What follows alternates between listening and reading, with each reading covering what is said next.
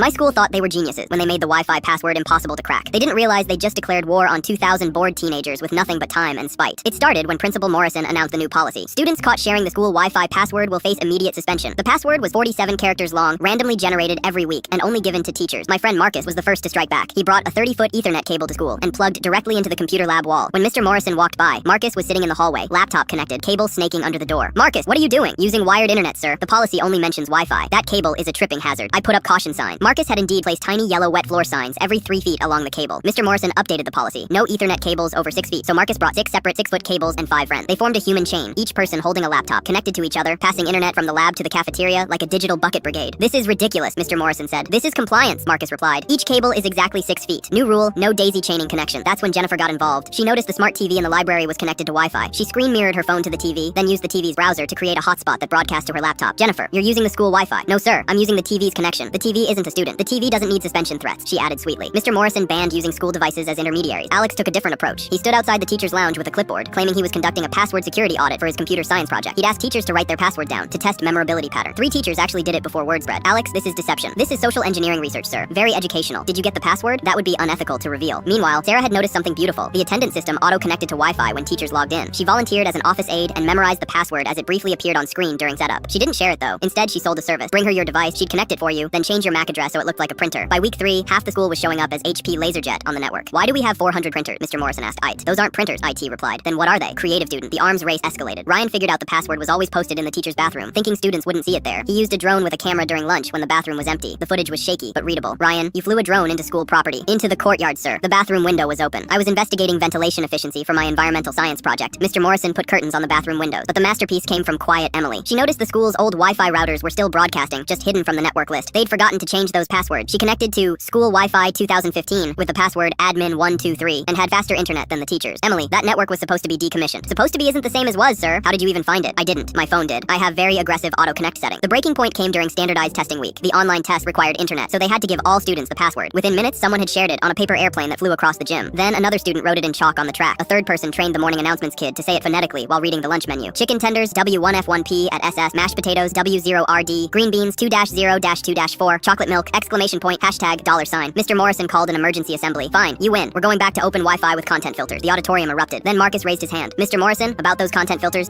just don't. Already found 17 ways around them?" "Of course you have." The next day, the Wi-Fi password was, "Please just you selt responsibly 2024. Someone changed it to, "We promise wink 2024 within an hour. Mr. Morrison pretended not to notice. He was tired. The students had won, and honestly, their grades had improved from all the technical research they'd been doing. Sometimes the best victory is knowing when you've been outsmarted by 2,000 teenagers who turned your security system into their favorite class.